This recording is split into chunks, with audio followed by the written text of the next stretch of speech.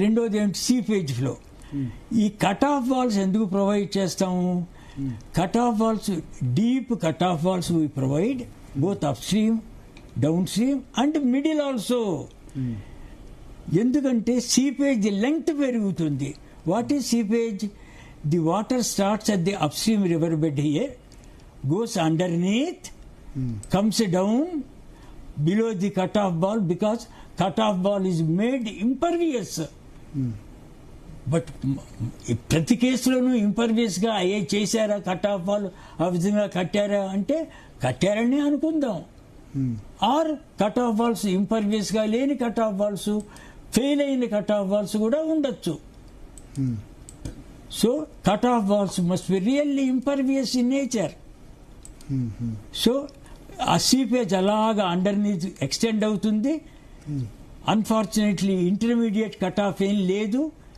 నార్మల్గా ఇంత ఇంపార్టెంట్ బ్యారేజెస్కి ఒకటన్నా intermediate cut off wall provide చేస్తారు. బట్ ఓకే, డిజైనర్ ప్రొవైడ్ చేయలేదు దానికే. Even without that the structure is safe. Yes, it could be designed. I am the designer. I am making it safe.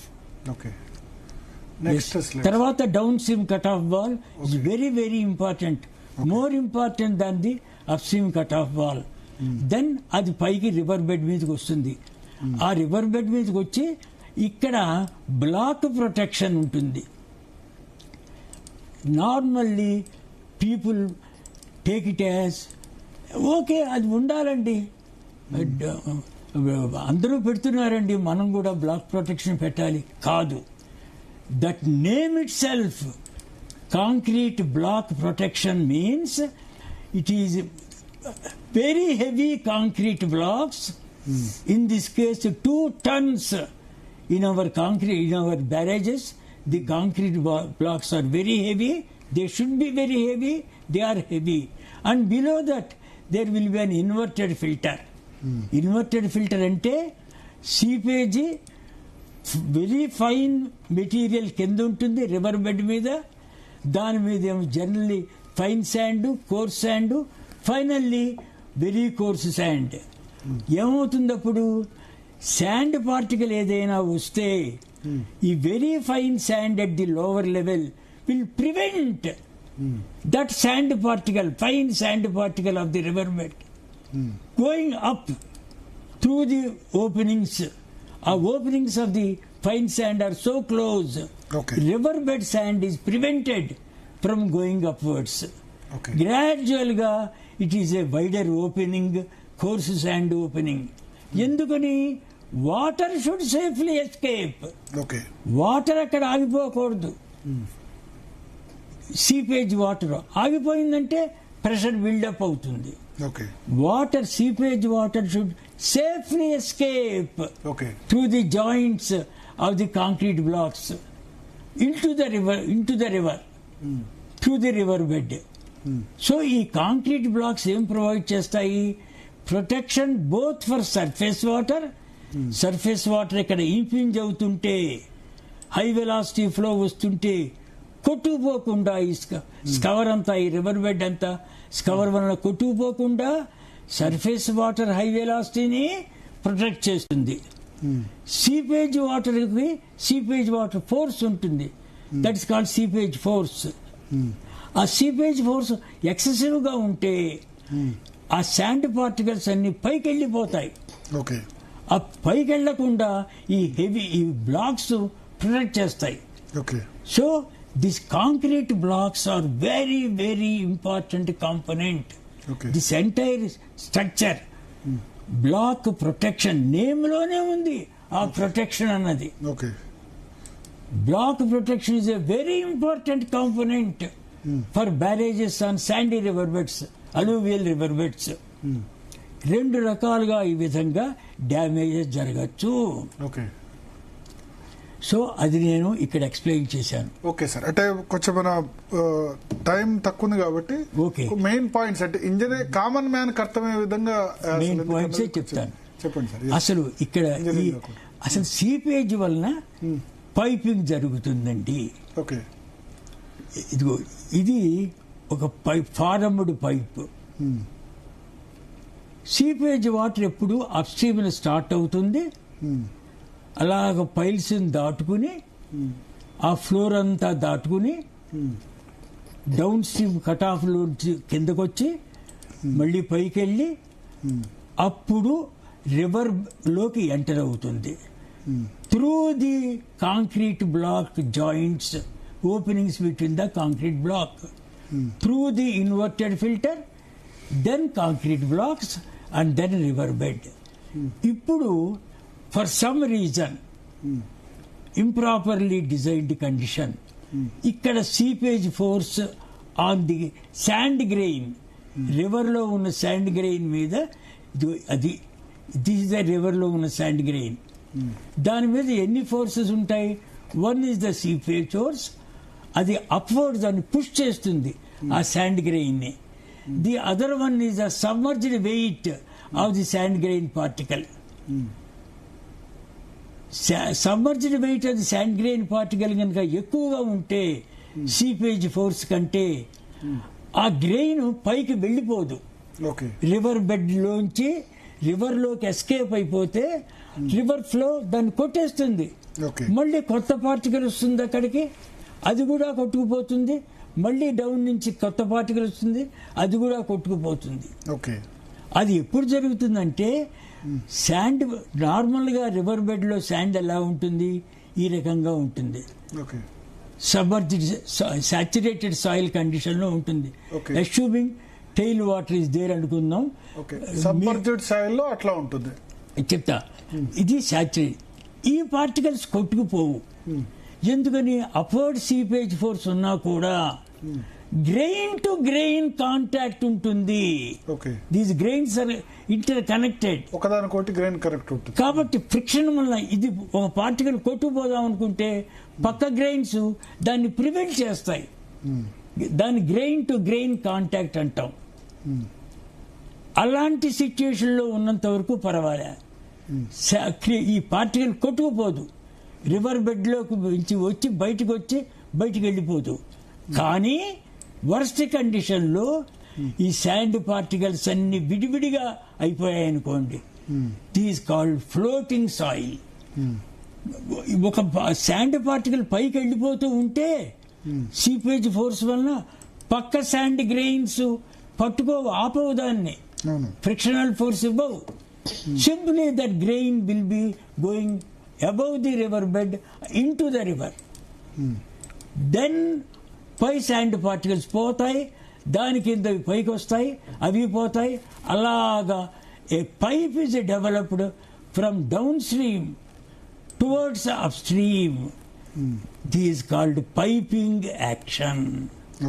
ఒక pipe లాగా ఈ sand అంతా కొట్టుకుపోతూ ఉంటుంది. అలాగా it starts at downstream end and works its way upstream towards the upstream river bed, which is called piping. ఇది ఎవరు sand particles simple గా గాల్లో ఎగిరే బెలూన్లు లాగా బిహేవ్ చేస్తాయి. Who discovered this phenomenon? Karl Terzaghi, a German engineer born in Hungary, in Hungary. All the foundation engineers, geotechnical engineers, river bed engineers are grateful to him. And in India, who used that theory and developed cut-off walls prevent that sand piping. అది Khosla, Dr. A.N. Khosla, one great person with whom I interacted, worked several times. I had the fortune of working with Khosla. I had the fortune of working with Dr. K.L. Rao. K.L. Rao గారితో కూడా మీరు కలిసి K.L. Rao గారే నా examiner, నా MTech thesis. He got A+ grade and first rank. And my guru is in a way Dr. K.L. Rao. ఎన్ని projects ఆయనతో నేను కలిసి టుగెదర్గా ఫంక్షన్ చేసాము మేమిద్దరం. ఆయన ఏజ్లో నాకంటే చాలా పెద్ద, నాకు తండ్రి లాంటి వారు ఆయన. ఇంజనీరింగ్ బ్యారేజెస్ గురించి వచ్చినప్పుడు సరే, కోస్లా థియరీయే మనం ఇండియాలో ఫాలో అవుతాం. That great Khosla interacted with me. He was very much satisfied when I explained to him his own theory to him. Once that occasion occurred. Okay. So friends, these are the two causes of hydraulic causes of failure of a barrage on Sandy River. So Sandy river bed లో రెండు ఈ major రెండు కారణాలు వస్తాయి. ఉంటాయి. ఒకటి article flow, No, రెండోది surface article flow. Oh, orifice flow. Sorry orifice Orifice flow, flow. రెండోది సూపర్ క్రిటికల్ ఫ్లో. ఓకే, అదంతా ఒకటే. Surface flow both are either it is orifice flow or simply supercritical flow hugging the glacis and apron. ఎప్పుడు hug చేస్తుంది? Jet form అవ్వకుండా suction pressures develop అయ్యి అది air అంతా వెళ్ళిపోయి లెస్ దాన్ అట్మాస్ఫియర్ ప్రెషర్ ఉన్నప్పుడు, సక్షన్ ప్రెషర్ ఉన్నప్పుడు it will hug to the glacis and also apron. Okay. So ఇక్కడ అది ఏ కేసు సార్? సూపర్ క్రిటికల్ ఫ్లోగా ఇక్కడ ఉంటుంది. మేడిగడ్డ విషయంలో ఏ కేసు సార్? ఎందుకంటే మనకు మేడిగడ్డ విషయంలోకి వస్తున్నా, నెక్స్ట్ స్లైడ్ లో ఉంది Yes. ఏం జరిగిందో. So sub critical flow on the గ్లేసిస్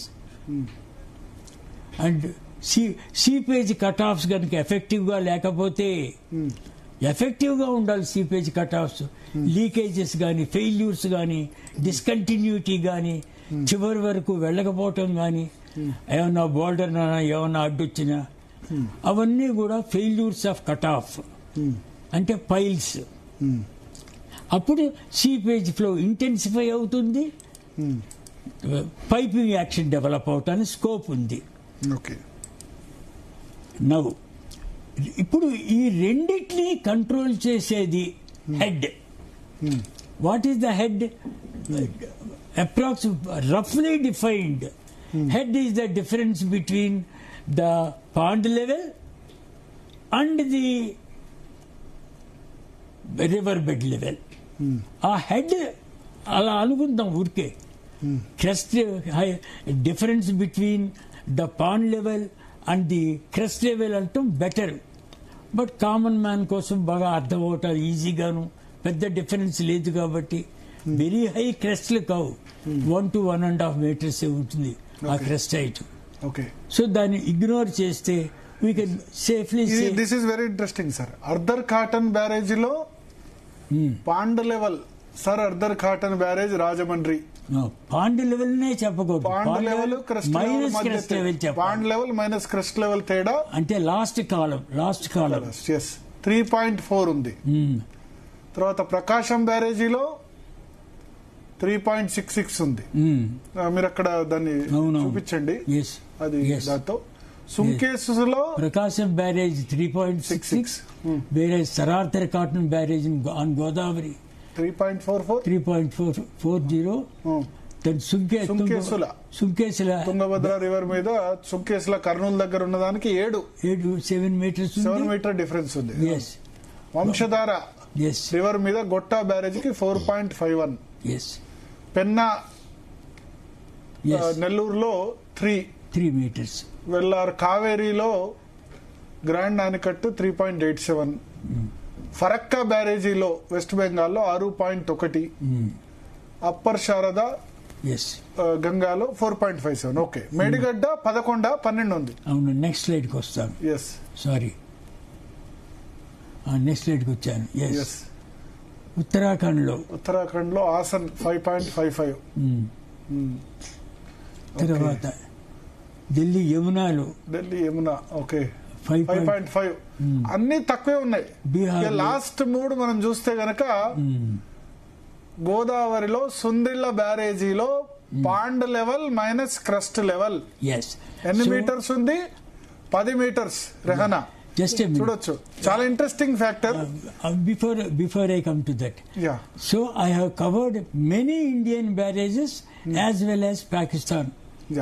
Pakistan లో ఇండస్ రివర్ మీద కూడా బ్యారేజ్ కూడా కవర్ చేశాను నేను. సింధు నది మీద పాకిస్తాన్ లో ఉన్న బ్యారేజ్ లో కూడా. పాకిస్తాన్ అంటే former India very famous for barrages on sandy river bed.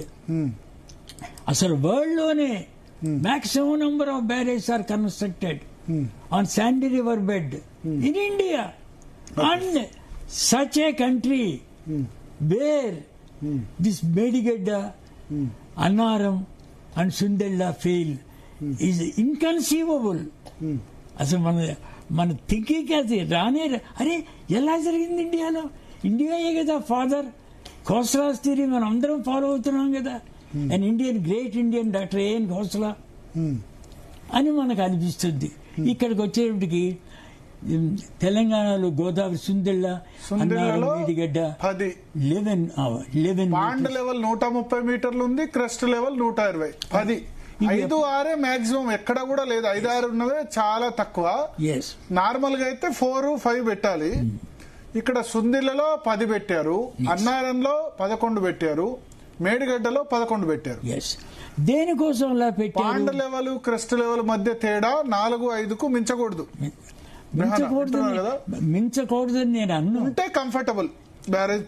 అది కూడా నేను I am the designer. If మీరే డిజైనర్ అయితే మీరు 4-5 డిఫరెన్స్ మాత్రం పెడతాను. ఈవెన్ 10 మీటర్స్ పెడతాను. కానీ నాకు తెలుసు ఈ 10 మీటర్స్ ఈ వెలాసిటీని క్రియేట్ చేసింది సూపర్టికల్ ఫ్లో.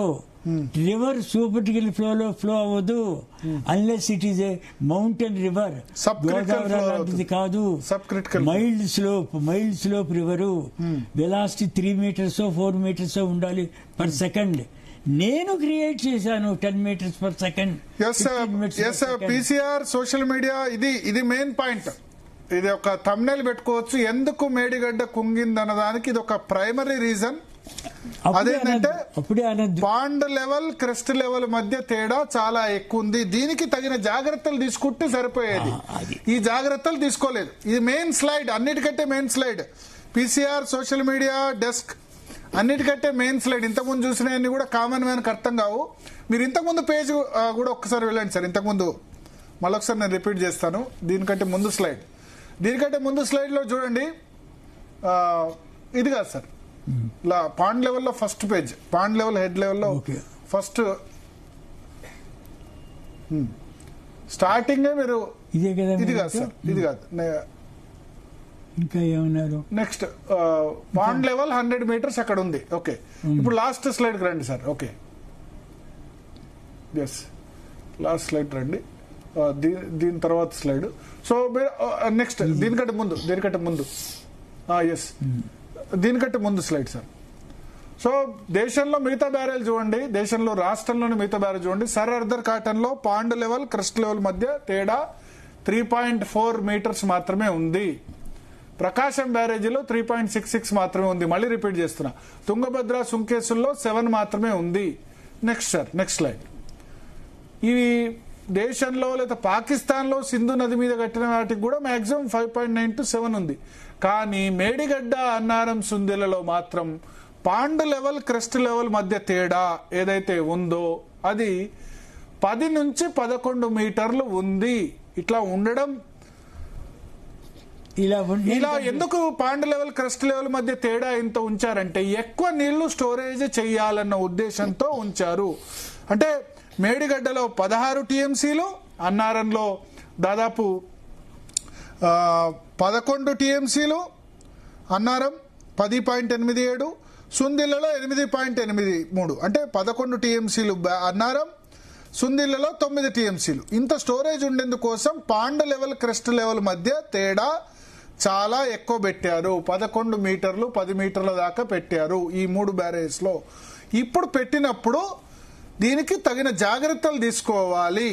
ఇంత తేడా పెట్టినప్పుడు అంటే దేశంలో ఏ ప్రాజెక్ట్ లో కూడా ఇంత తేడా లేదు పాండ్ లెవెల్ క్రస్ట్ లెవెల్ మధ్య. Yes sir, next slide. This is the main point. ఇది కామన్ గా అర్థం అవుద్ది. ఓకే, ఇప్పుడు మనం మేడిగడ్డ బ్యారేజ్ దగ్గరికి వద్దాం. ఇప్పుడు భారత్ గారు చెప్పినట్టుగా అంటే ఇది కామన్ మ్యాన్ కి ఎక్కువ అర్థం అవుతుంది సార్. మీరు ఇంతకుముందు చెప్పిందంటే టెక్నికల్ పాయింట్స్.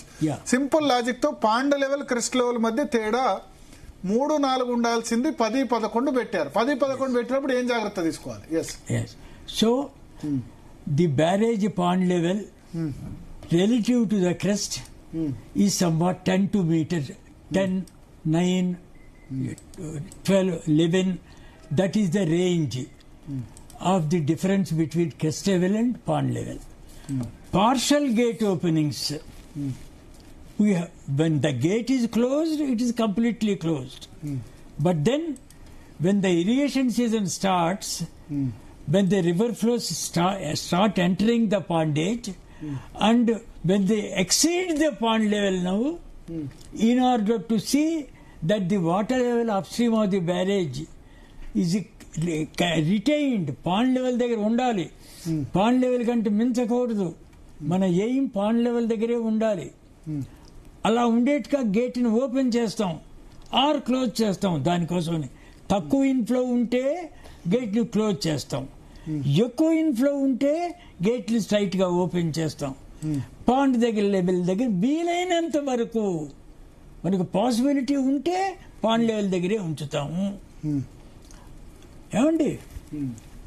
సో అప్పుడు ఏమవుతోంది, it creates supercritical flow over the barrage gate glacis and downstream apron.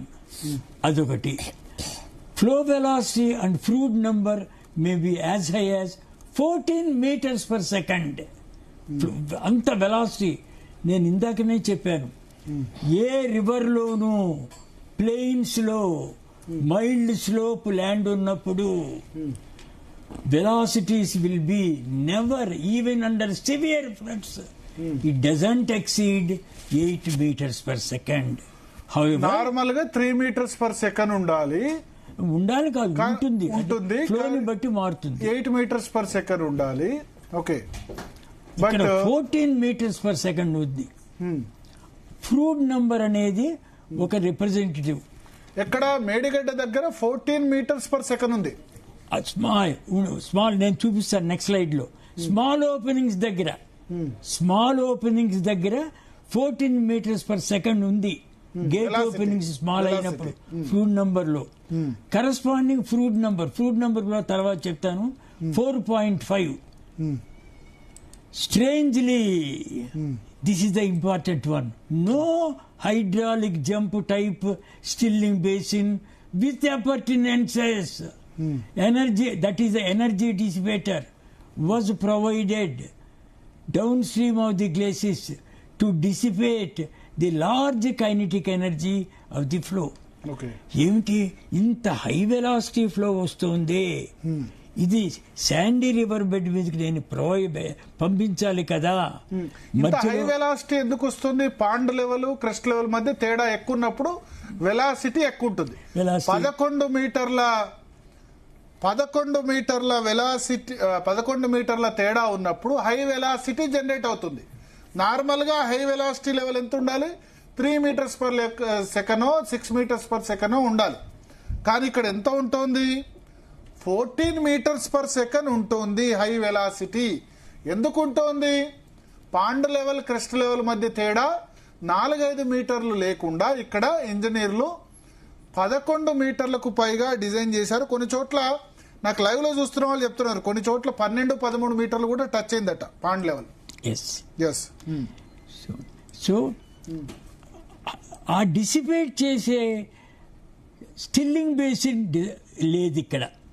ఆ ఎనర్జీ తగ్గించే డిసిపేట్ చేసే, ఇంతకంటే ఇంత ఎనర్జీ ఉన్నప్పుడు, ఇంత శక్తి విడుదలైనప్పుడు, ఇంత హై వెలాసిటీ అయినప్పుడు ఎనర్జీ డిసిపేటర్స్ చేయాలి. దానికి తగినట్టుగా చేయాలి. ఎనర్జీ డిసిపేటర్స్ తగినట్టుగా చేయాలి. ప్రతి ప్రాజెక్ట్ లో ఉంటాయా సార్ ఎనర్జీ డిసిపేటర్స్? ప్రతి ప్రాజెక్ట్ లోనూ ఎనర్జీ డిసిపేటర్ అంటే ఏమిటి? హై వెలాసిటీ ఉందని లో వెలాసిటీకి తీసుకురావాలని దాని మీనింగ్. ఎనర్జీ డిసిపేటర్ అంటే దట్ ఈస్ ద నీడ్. ఒకవేళ ఎనర్జీ డిసిపేటర్ లేకపోతే ఏమవుతుంది సార్? నీ హై వెలాసిటీ ఫ్లో కంటిన్యూ అవుతుంది. ఏమవుతుంది మీరే చెప్పండి. మేడిగడ్డ లాగా వద్దు, రివర్ బెడ్ ఎరోడ్ అయిపోతుంది. రివర్ బెడ్ అంటే రివర్ తర్వాత కింద ఉన్న బెడ్ అంతా కూడా కొట్టుకుపోతుంది. ఆ రివర్ బెడ్ కంటే ముందే ఉంది block protection which prevents the river bed erosion. ముందు బ్లాక్స్ కొట్టుకుపోతాయి, చల్లా చెదరైపోతాయి, స్కాటర్ అయిపోతాయి రివర్ లోకి హై వెలాసిటీ ఫ్లోతో. ఓకే, సో రివర్ బెడ్ తర్వాత ఉండే బ్లాక్స్ బ్లాక్స్ అంటే సిమెంట్ కట్టెడ్ సిమెంట్ రివర్ బెడ్ కి ముందు ఉండేది బ్లాక్స్, ముందు ఉండేది బ్లాక్స్. తర్వాత రివర్ బెడ్ కాంక్రీట్ నిర్మాణం బ్లాక్స్ అంతా కూడా concrete blocks, huge blocks kept one adjacent to the other with a minor opening of a centimeter width. Okay, yes sir, continue. So ఇక్కడ మనకంటే కామన్ మ్యాన్ కి అర్థమయ్యేది ఏంటంటే, మళ్ళీ ఒకసారి రిపీట్ చేస్తున్నా, హై వెలాసిటీ, కాఫీ తాగండి sir, velocity 3 meters per second ఉండాల్సిన వెలాసిటీ మేడిగడ్డ దగ్గర 14 meters per second అయింది.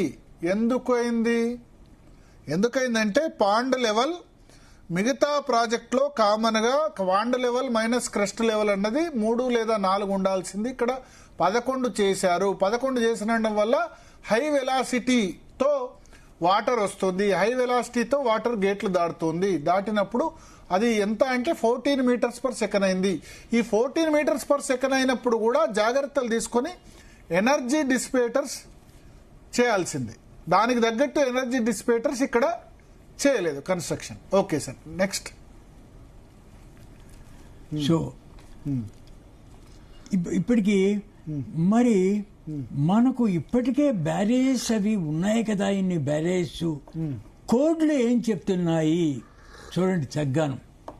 The storage capacities of Medigadda, Annaram and Sundilla barrages are 16.17 TMC, 11.9 TMC, 5.11 TMC respectively. As per so and so clause on such and such a page of the standard in our own country, Indian Standards 1985 లోనే చెప్పింది, when the storage capacity is more than 60 million cubic meters. ఇక్కడ storage capacity 60 million cubic meters అంటే మాకు TMC లో చెప్పండి, ఇక్కడ ఉన్నాయి కదా, ఇక్కడే ఉంది. 455 million cubic meters ఏమో 16 మేడిగడ్డ, సుద్దె అన్నారం 336.96, ఓకే, అండ్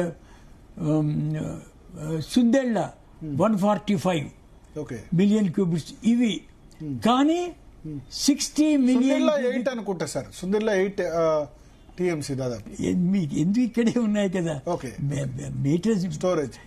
కోడ్ ఏమో మెట్రిక్ సిస్టమ్ లో ఇచ్చింది, SI యూనిట్స్.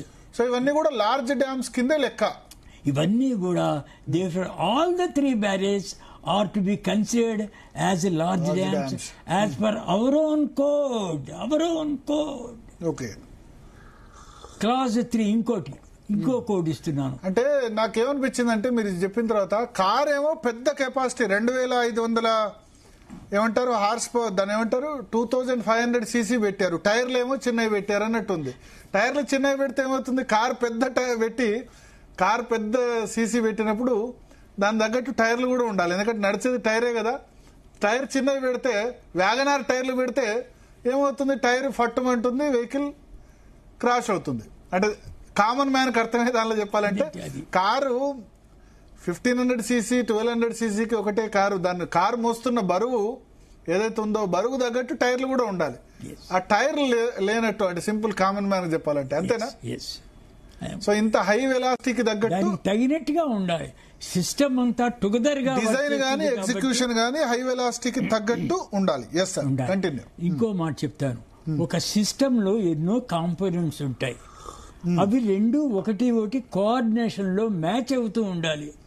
ఒక కాంపోనెంట్ ఒక పద్ధతిగాను, ఇంకొక కాంపోనెంట్ ఇంకోటి, system as a whole different గాను ఉంటే మాత్రం మ్యాచ్ అవ్వదు, మిస్ మ్యాచ్ అంటారు. Therefore, component will fail, and there it leads to the failure of the system as a whole. Okay. తర్వాత చూడండి ఇక్కడ another class 3 of another standard IS 7349 2012 లో barrages are not storage structures. Storage కోసం బ్యారేజీని వాడొద్దు, storage కోసం dam వాడాలి కానీ స్టోరేజీ కోసం బ్యారేజెస్ వాడొద్దు. Yes. The 3 barrages therefore deserve to be treated in every aspect, planning, design, execution, operation and maintenance, as large dams. ఈ మూడు కూడా సింపుల్ బ్యారేజెస్ కావు. They are large dams as per the Indian standards code.